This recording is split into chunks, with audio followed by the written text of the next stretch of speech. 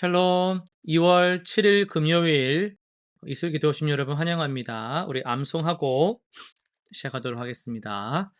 여호와여, 그러하여도 나는 주께 의지하고 말하기를 주는 내 하나님이시라 하였나이다.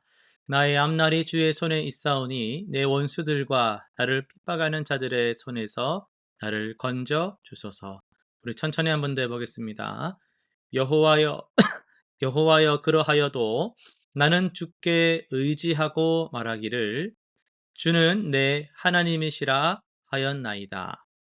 나의 앞날이 주의 손에 있사오니 내 원수들과 나를 핍박하는 자들의 손에서 나를 건져 주소서. 아멘.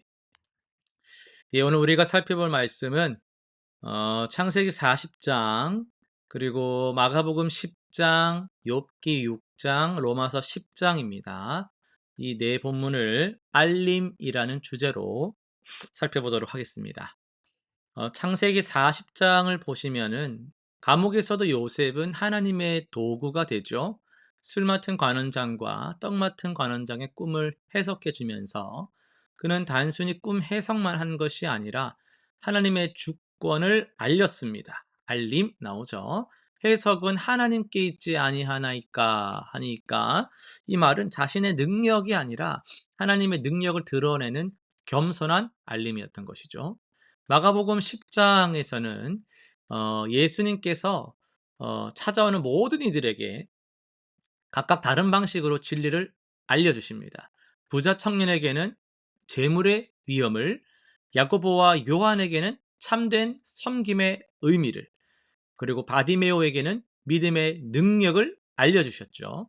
특히 인자가 온 것은 섬김을 받으려 함이 아니라 도리어 섬기려 하고 자기 목숨을 많은 사람의 대속물로 주려 함이니라는 말씀은 십자가의 의미를 명확하게 알려주는 선언이었습니다. 욥기 6장은요. 욥은 엘리바스의 충고에 대해서 자신의 중심을 솔직하게 알립니다. 나의 탄식을 달아보고 나의 모든 재산을 저울에 넣을 수 있다면 이것은 단순한 불평이 아니라 자신의 고통의 깊이를 이해해 달라는 진심 어린 호소입니다. 또한 내가 언제 너희에게 구해달라 하더냐라며 피상적인 위로가 아닌 진정한 이해와 공감을 구하는 알림이었죠. 마지막으로 로마서 10장은요. 바울은 복음 전파의 과정을 명확하게 알립니다. 그런즉 그들이 믿지 아니하는 일을 어찌 부르리요, 듣지도 못한 일을 어찌 믿으리요, 전파하는 자가 없이 어찌 들으리요. 이것은 복음 전파의 필요성과 그 과정을 논리적으로 설명하는 거죠. 특히 믿음은 들음에서 나며 들음은 그리스도의 말씀으로 말미암아 느니라는 구절은 복음 전파의 핵심을 알려주는 선언이 됩니다. 이 네 본문은 각각 다른 상황에서의 알림을 보여주지만 공통된 특징이 있습니다. 알림의 출처, 모든 진정한 알림은 궁극적으로 하나님으로부터 온다. 알림의 태도, 겸손함과 진실함이 동반이 된다. 알림의 목적, 단순 정보 전달이 아니라 하나님의 뜻을 드러내는 것이다. 알림의 결과, 듣는 이들의 변화와 반응을 이끌어낸다라는 겁니다. 이처럼 성경에서의 알림은 단순한 소통을 넘어서서 하나님의 뜻을 드러내고 전달하는 거룩한 도구가 됩니다. 오늘날 우리도 이러한 알림의 도구가 되어야 할 것입니다. 예, 오늘은 로마서 말씀을 좀 더 살펴보도록 하겠습니다. 복음의 행진이라는 제목으로 로마서 10장 14절에서 17절 말씀을 전하도록 하겠습니다. 여러분, 우리가 어떻게 예수님을 믿게 되었을까요? 음, 누군가 우리에게 복음을 전해 주었기 때문일 겁니다. 부모님을 통해서, 교회 선생님을 통해서, 혹은 친구를 통해서 등등 누군가를 통해서 우리는 듣습니다. 하나님께서는 이런 사람들을 사용하셔서 우리를 구원에 이르게 하셨습니다. 물론 구원은 전적으로 하나님의 은혜고 성령의 역사가 맞습니다. 그러나 하나님께서는 그 복음을 전하는 사람들을 사용하셔서 하나님의 일들을 이루어 가십니다. 오늘 본문은 바로 이 복음 전파의 신비로운 과정을 보여주고 있습니다. 바울은 복음이 전해지는 과정을 보여주는데요. 전파하는 자가 없이 어찌 들으리요? 보내심을 받지 아니하였으면 어찌 전파하리요? 이것은 마치 아름다운 교향곡과 같아요. 하나님께서 지휘자가 되시고 우리 한 사람 한 사람은 각각의 악기를 연주하는 거죠. 누군가는 전하고 누군가는 듣고 누군가는 기도하고 누군가는 나와서 돕는 거예요. 그러니까 복음은 결코 혼자서 완성시키는 작품이 아닙니다. 하나님의 인도하심과 우리의 순종, 그리고 성령님의 역사와 우리의 헌신이 함께 어우러질 때 아름다운 구원 역사가 일어나는 것이죠. 아름답도다 좋은 소식을 전하는 자들의 발이요. 여러분 이 말씀에서 발이라는 글자를 주목해 보셨나요? 하나님께서는 천사를 보내실 수도 있었지만 우리의 발, 우리의 입, 우리의 손을 사용하시기로 하셨어요. 때로는 한마디의 진심 어린 위로로, 때로는 조용한 기도로, 때로는 실제적인 도움으로 우리는 각각의 자기의 방식대로 복음을 전할 수가 있습니다. 믿음은 들음에서 나며 들음은 그리스도의 말씀으로 말미암았다라고 말하고 있죠. 여러분 이 말씀이 주는 큰 위로가 있습니다. 복음을 전할 때 우리가 부족하다라고 느낄 때가 많죠. 말 주변이 없다든지 논리적이지 못하다든지 내가 뭘 한다고 내가 뭐 해도 될까 이런 걱정이 막 든단 말이에요. 하지만 기억하십시오. 믿음은 여러분의 말재주나 설득력에서 나오는 것이 절대 아닙니다.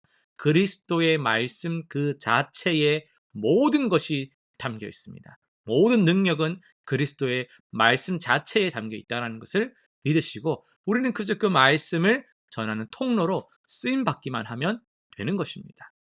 그래서 우리가 실천적인 적용을 세 가지 정리해 볼게요. 받은 복음 기억하기.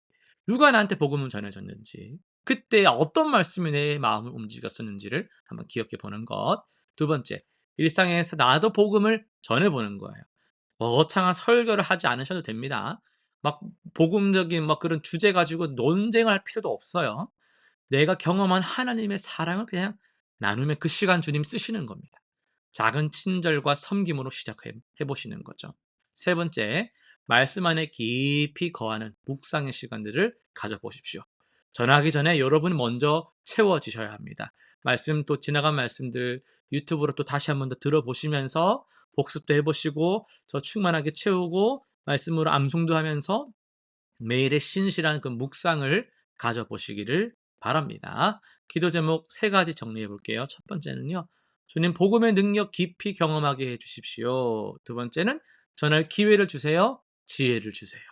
세 번째요. 전하는 과정에서 내 믿음도 더욱더 주님 닮아 성장하게 하여 주시옵소서. 이렇게 기도하는 우리 되었으면 좋겠습니다. 여러분 복음은 우리 모두의 이야기잖아요. 우리가 받은 그 기쁜 소식을 이제는 우리가 전하는 그런 차례가 온 것이죠. 때로는 두렵고 막연하고 부족하게 느껴져도 괜찮습니다.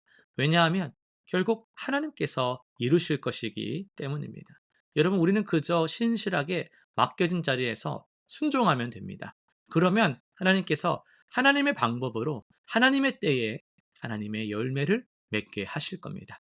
오늘도 주님 우리를 통해서 복음이 전해지게 하소서. 우리의 연약함이 아닌 주님의 능력을 의지하며 나아가게 하소서. 기도하는 우리 되기를 간절히 소망합니다. 같이 기도하겠습니다. 하나님 아버지 이 시간 우리가 하나님 앞에 믿음으로 기도하며 나아갑니다. 우리에게 언제나 하나님의 음성을 알려주시는 주님, 이제 우리가 그 소식을 알리기를 원합니다. 우리가 받은 구원의 그 복음의 소식들을 우리가 기억하게 하시고 우리도 이제는 구원의 소식을 선포하며 믿음으로 나아가는 증인 되게 하여 주옵소서. 그래야 오늘 만나는 모든 순간순간마다 예수 그리스도의 복음이 우리의 입술과 우리의 발과 우리의 손을 통하여서 온 세상에 전해질 수 있게 하여 주옵소서. 감사드리며 예수님의 이름으로 기도드립니다. 아멘.